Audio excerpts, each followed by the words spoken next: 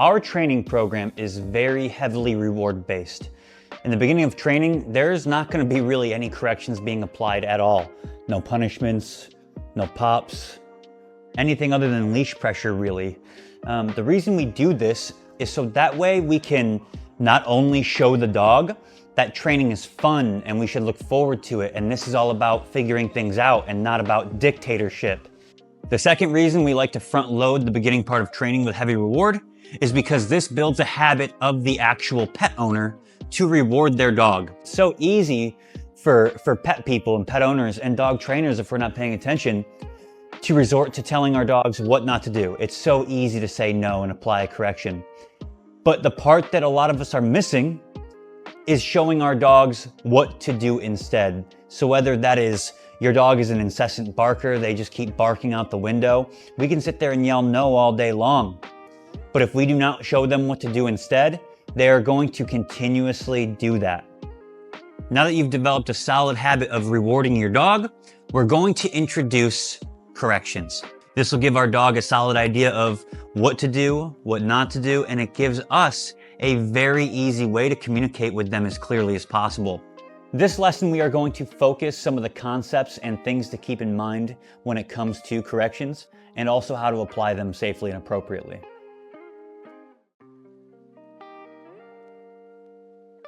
Punishments must be doable by the owner. Many people do not have the capability of applying a correction because of the fear of hurting their dog. And this is very normal. I don't blame you, but I promise you the level that we are going to be correcting is not going to cause any harm. And you need to be okay with the idea of applying a little bit of physical force to give your dog clear communication. Punishments suppress behavior. This falls back in line with the idea of we can show our dogs what not to do, but we have to show them what to do instead in return. If my dog shows a negative behavior of incessantly barking every single time they hear the doorbell, if I simply apply a correction for that, my dog may suppress that behavior, but I'm not really showing the dog what to do instead. If I do not show my dog what to do after a correction, the dog is only going to suppress that behavior and it's going to pop up again.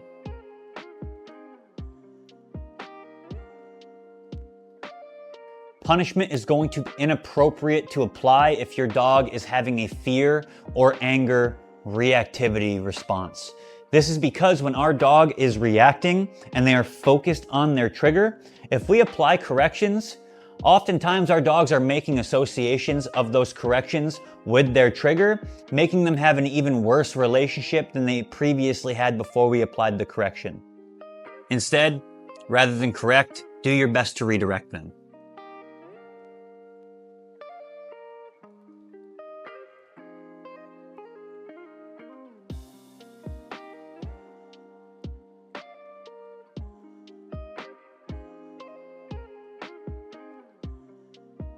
Punishment only teaches your dog what not to do. This falls right in line with what I was saying earlier. We can correct our dogs for behavior we don't want all day, but it's not going to help as much if we do not show them what to do instead. So let's use jumping as an example. If your dog is jumping up on you and you do not want them to do that, we can apply a correction, no, pop. That stops them from jumping.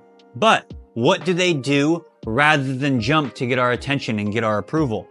Well, the only way that my dogs get my approval when they approach me is by sitting down politely.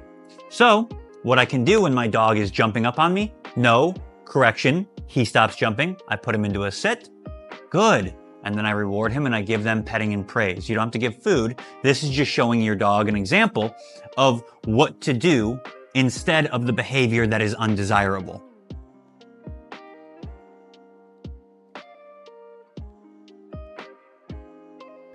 Punishment might damage your relationship with your dog. This is going to happen if you use punishments in a dictatorial way. So if you use corrections to gain compliance from your dog all the time and you're not making the training fair and showing them how to earn and how to do things correctly, but we're just constantly giving corrections, don't do that, don't do this, our relationship is going to suffer with our dogs. Their trust in us is going to go down. They will be more confused when we're with us because they don't understand what we're truly asking of them. They just understand that this person is very quick to punish and cause pain. When we use motivation and clear communication with our dogs, our corrections are not going to cause this because our dogs see that we are simply communicating as a fair leader.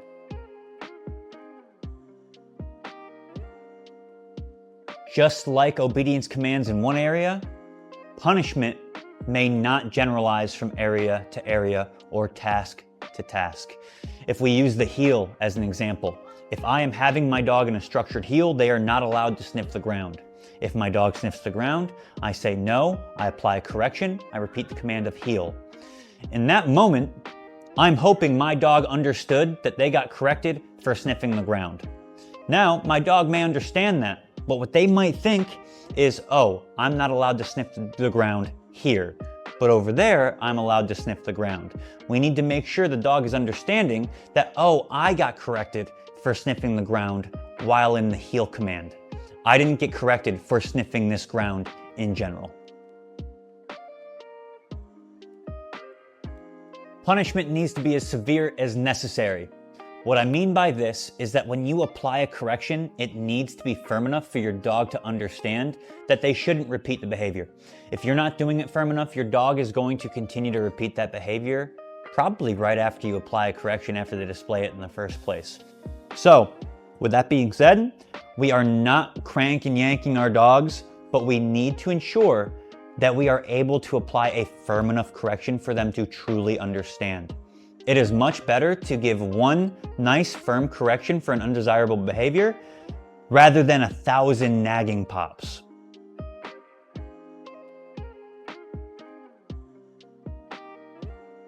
Last but not least, punishment should strictly be used with the sole purpose of changing our dog's behavior.